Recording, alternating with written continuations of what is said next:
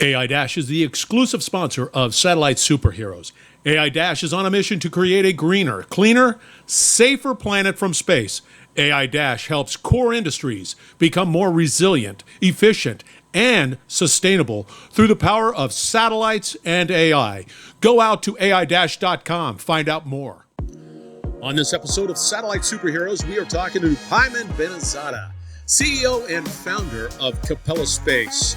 We had a great conversation around synthetic aperture radar. Did you know at any given time about 75% of our world, the globe, is covered either by clouds, smoke, night? 75%. Synthetic aperture radar, Capella Space leading the way. They're able to observe the Earth all 24/7. Let's get on with the conversation.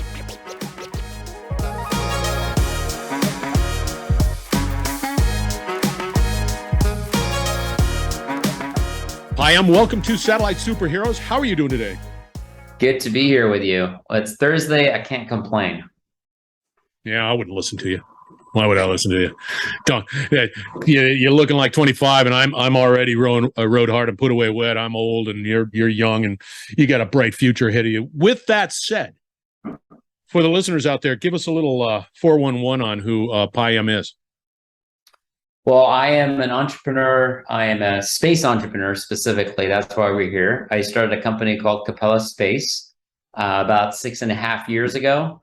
My company, Capella Space, is now operating a constellation, which means many, not just one, of really, really magical satellites that have superpower capabilities. And I'm excited to tell you more about that. Yeah. I'm excited to hear about that. That's for doggone sure. I have to ask the question. You can't just go down to Home Depot and say, all right, I'm going to go down the satellite aisle and I'm going to be able to do. Are you guys at Capella Space? By the way, listeners, Capella Space, they have a great website. They got some cool pictures. And I highly recommend that you go out there and take a gander at it because, well, it's cool. Do you guys manufacture your own satellites? Yeah, we do. We're actually get out of here. You're vertically integrated on that? We our headquarters in San Francisco, and then we have a big office in Colorado, Louisville. And believe it or not, we're building satellites in the middle of San Francisco. As we speak, I'm sitting here in one of the rooms. A bunch of people in a room right next to me are actually building the next one that's going to go up in a few months. See, this is this is commercial. It's what was always fascinating to me was the fact that every time when I would think about satellites, it's always from a government military perspective, and that's what we do, and we satellite, and it was always hush hush. Now all of a sudden, just I don't know, since 2016, as I look at your website, that it's more commercial now, and it's just being accessible to the market a little bit more, right? I mean, the crazy thing is, and this was not possible, call it, 10, 15 years ago, is any of your listeners, if they have a good idea and they have the right background, they can go get some investors to give them some amount of money. They can start a space company and they can build satellites, buy a rocket, put stuff on the rocket, launch it to space, and make business out of it. And this was definitely not possible 15 years ago, but today, because of many things, and we can discuss that, cost has gone down substantially to book a rocket. You can buy a rocket from SpaceX, little plate. You can't buy the whole rocket. You can buy the whole rocket, but that would be expensive. But you can just get a small piece, for about $5,000 per kilogram. That's substantially less than what it was, call it even 3 years ago. And you can get all the licenses from the government. It's open to anyone. You can put in an application, get a license, build a little satellite, put it in space, generate data, and sell that commercially to anyone that might be interested in that. So the barrier to get into space has now have gone down so much that anyone can start a space company. Outside of the fact that is a stunning statement, I'm stumbling on the fact that you're a space entrepreneur. Never heard that, but that's a cool title. But not every. I mean, you got to have some sort of training and because it's still from my perspective, from a market perspective, uh, tell us the value proposition of Capella Space. What was the problem? I got the satellite. You guys can build those things, and you can say, yeah, we can do this, and the technology's there, and all that stuff. What was the problem? What are you saying? I want to be a space entrepreneur. Why? Yeah, let me take you back to sort of the genesis of Capella and what catalyzed the idea. So a little bit about myself. I'm an aerospace engineer by training. I got my bachelor in aerospace at UT Austin, hook 'em horns. Uh, we Here in are, Louisiana, we don't want to hear that. yeah, exactly. Then I went to NASA. I worked there for a few years, and this was at the beginning of the movement of small satellites, specifically CubeSats, which are these tiny little satellites, size of a bread loaf, a loaf of a bread. I worked there for a few years. Then I decided to leave and actually completely put the aerospace industry behind. I thought it was moving way too slow, and it would take 10, 15, 20 years to do one satellite, highly bureaucratic, and all my friends were doing software. Every year they were launching 3, 4, 5, 6 products. And so I said, I don't want to be part of this industry. It's moving too slow. I went to Stanford to switch my career to software, and I started studying business and management and other things. And as I got there, there was a plane that went missing. This is Malaysian flight MH370. It was a big 777. It went down. And you might remember this back. Oh, I remember it. It was like it went down and nobody could find it. Nobody could, exactly. And it was all over the news every day. Everyone was talking about it. All the governments had deployed all their assets. There were navies. I mean, everyone was looking for this plane.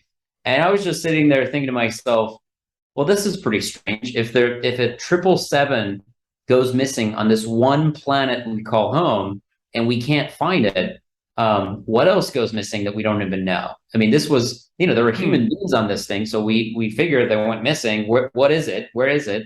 But what else is going missing that we don't even know? And what the hell? It's 21st century. We can't find a big 777. Like, what? That is crazy.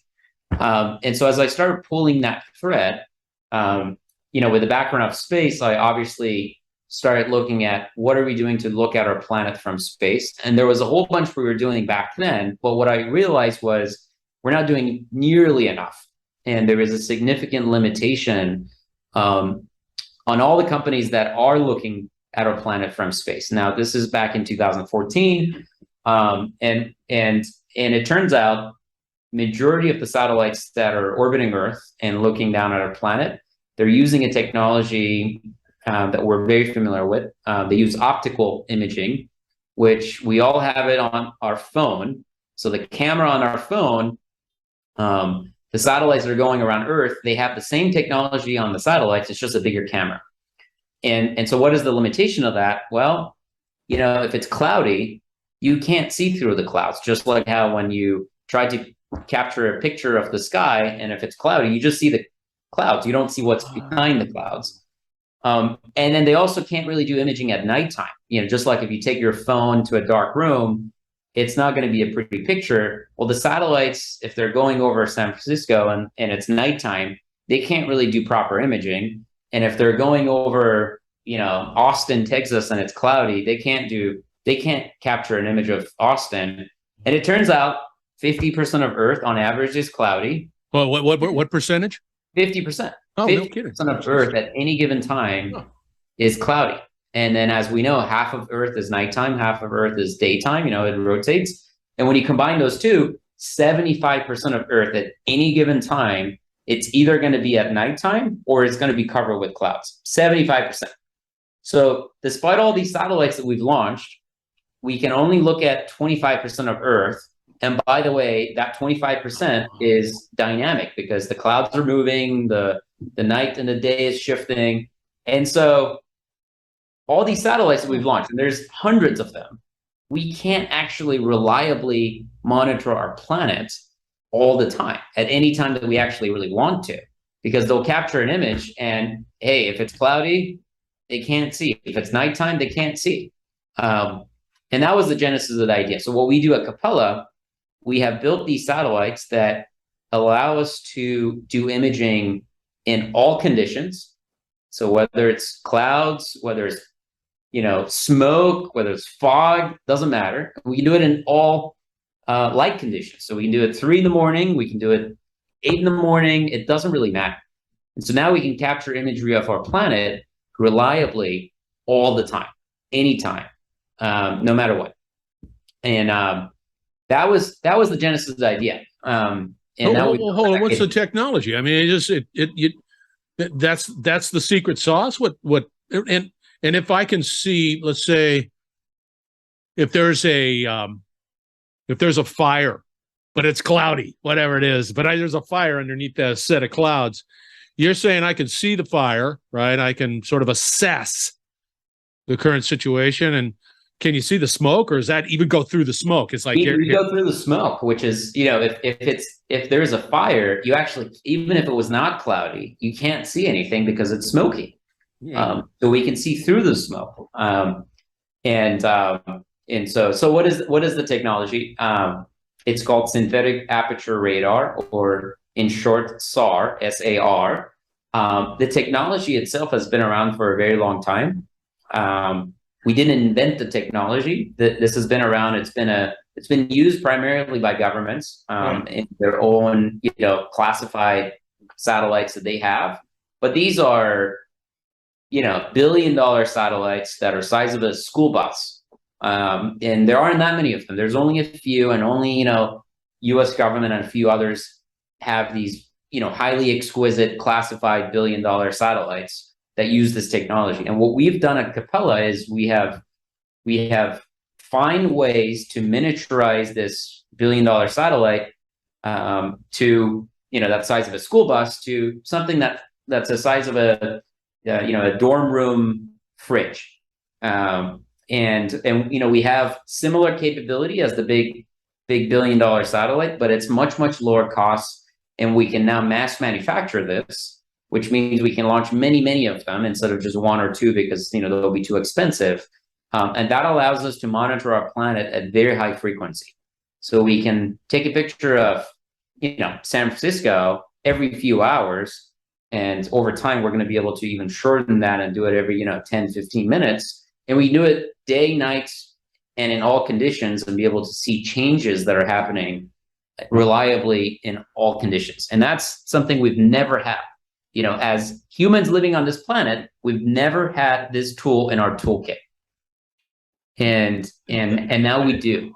And that's I got a couple of questions.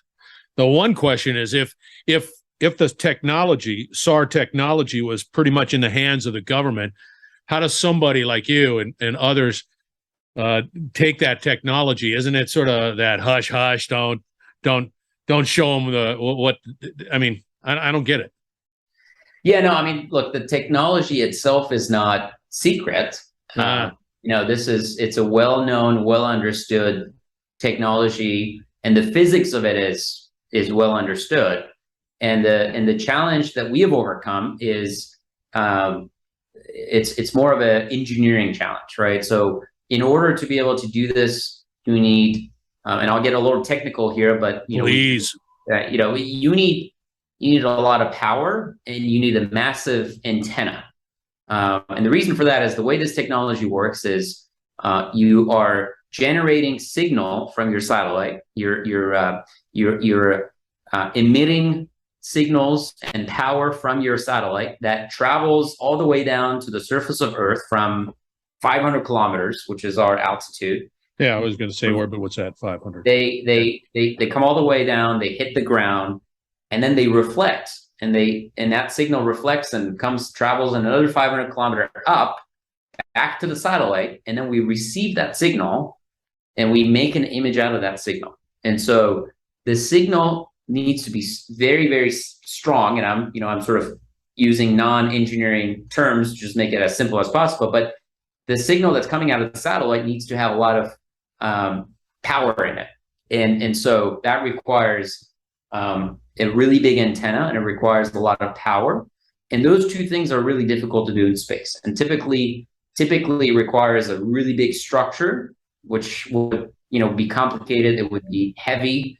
It would be difficult to get up in space, and would require massive solar panels to generate the power, a lot of batteries, just a lot of structure to be able to handle that. And what we've done as at Capella is we have miniaturized all those things. So we launch a satellite that is really small, but then once the satellite goes to space, it transforms itself into a really massive structure. So we have these really unique deployable structures where we've packaged them really neatly on the ground to be able to fit them in a small rocket. So we don't want to pay too much for the ride. But then once we go to space, we essentially start unfolding and becoming this massive structure. In fact, we're as big, if not bigger, as those billion-dollar satellites when it comes to our antenna when we deploy. And so we've just found really unique, creative ways of doing it at a low cost.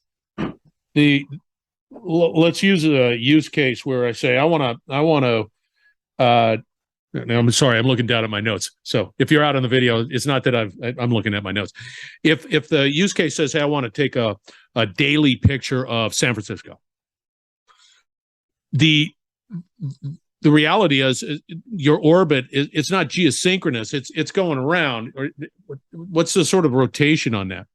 Yeah, so we are in what's called low Earth orbit, or LEO, which means we're around 500 kilometers altitude, and we go around Earth once every 90 minutes or so. Okay. And so we have multiple satellites now. We have 7 satellites that we've put in different orbits, and every one of them is going around Earth every 90 minutes. Earth obviously is also rotating under, and with the 7 satellites that we have, we're able to capture an image of anywhere in the world once, roughly speaking, depends on where, what latitude and, where we're looking, but roughly speaking, somewhere between 3 to 5 hours, once every 3 to 5 hours. As we launch more satellites, that number is going to come down. So we plan to launch more satellites, and our goal is to be able to get below 1 hour anywhere in the world. That's pretty cool. So again, why would I be interested in, let's say, who's interested in this information? I see that your website, you got contact us, you got a ton of information. Who would be interested in this, and why is it important? Yeah, so there are 2 separate sort of segments that we're going after. One is governments. So our own government, U.S. government, is one of our primary customers. We also work with international governments, friendly governments and partner governments. But this is a capability that is very complementary to what governments have. We have reduced the cost such that we can now have many more satellites than, frankly, governments have, and so we can fill the gaps of coverage for areas that are important to governments for lots of different reasons. So, we're monitoring Ukraine as an example. Yeah. And we're doing it many times a day. We're providing that data to U.S. government. We're providing to NATO. We're providing across different user bases. So government is a clear customer because there are places around the world that they want to make sure they monitor day, night through all sorts of conditions. And that's it. That's important. Yeah. Then there's commercial, and when it comes to commercial, these are businesses. These are insurance companies, finance, agriculture, oil and gas companies that have a lot of infrastructures, and if you have a global business with multiple locations around the world, you've got interconnections between one part of the business to another. The ability to monitor it at a global scale and be able to do so at a high level of persistency, there's value in that, right? So I'll give you some specific use cases. Insurance companies, when there's a natural disaster, it's really important for them to have have a damage assessment report as quickly as possible. Usually when there's a natural disaster, if it's a hurricane, flooding, the weather is usually cloudy. And so, a capability like us where we can do monitoring in all conditions becomes pretty important. We're able to monitor as it's happening while the hurricane is hitting. We're able to do imaging, right? And so we can have a pretty good we can have a pretty good assessment of before, during, after, and that becomes pretty critical for first responders as well as insurance companies who want to be on the ground helping. And so that's an example of a commercial use case. Now, that's cool. See, I have this question, and that's cool stuff, and I get it, and so I'm an insurance company. I procure your services, and let's say I'm in the Gulf region where the hurricanes are normally hitting. Do I have access, me or insurance person, have access to the photos? What analytics?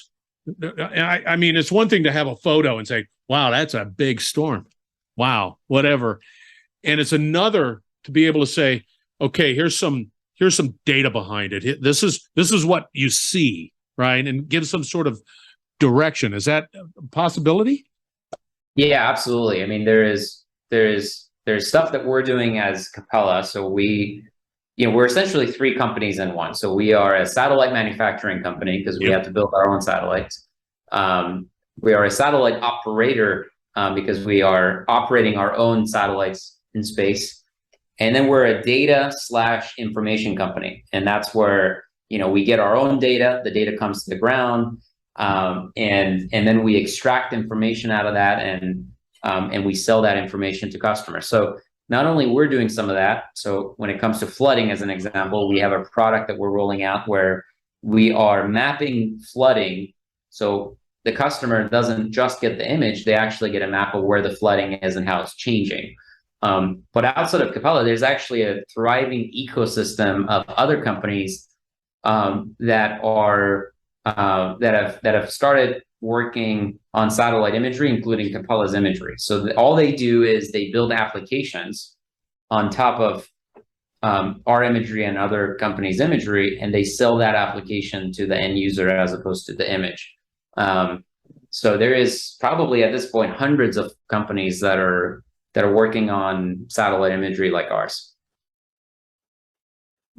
It's exciting. I mean, I'm all giddy with excitement. And can I, as an insurance company, I'm not going to, let's say I go to Capella and I'm really, it's hurricane season, so I'm gonna approach Capella. But during the winter months, do I really need this service or solution? Are you sort of set up for that type of ad hoc type of relationship? Yeah, I mean, we have that service. So anyone last minute can come in and grab imagery from us. It's obviously a lot more expensive to do one image super last minute. Versus some sort of a recurring guaranteed subscription over time. But that's one of the services that we provide, and that's one of the capabilities we have.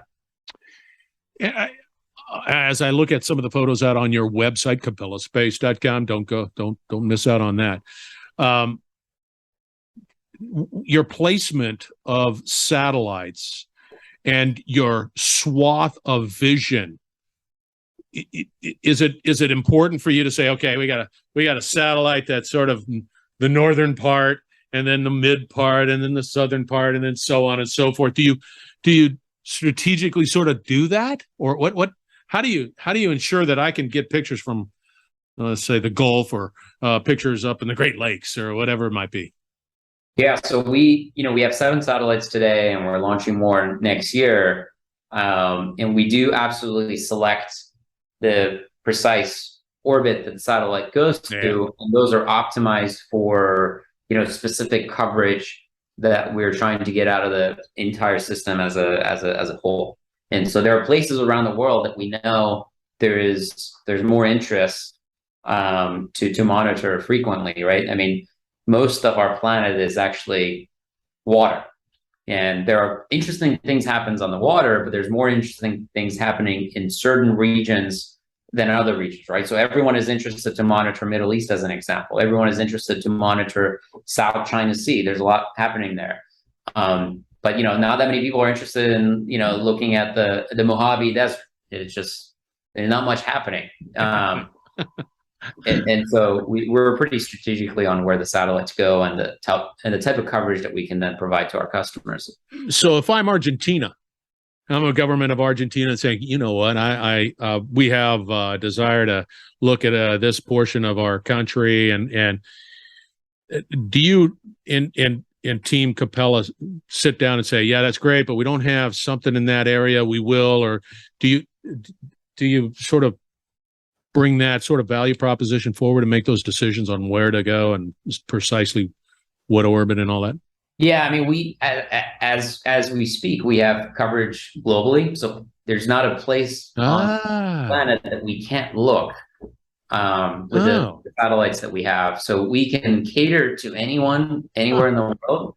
And as we launch more satellites, we just launch them in very specific orbits to increase our coverage in terms of a frequency. Yeah. Certain areas. So now I got it. You're trying to, you're carving out, reducing the 90 minutes down as much as you possibly can, so that you can constantly sort of have that vision on the world. That's right. Yeah. No matter clouds or smoke or night or day, it doesn't really matter. Exactly. That's pretty cool. That's pretty cool. Yeah. Go Team Capella. Go Team Capella. Yeah. Hey, how does somebody get a hold of you? Let's wrap it up. Well, I'm on Twitter. I'm on LinkedIn. And what's your Twitter handle so that we can all misspell it?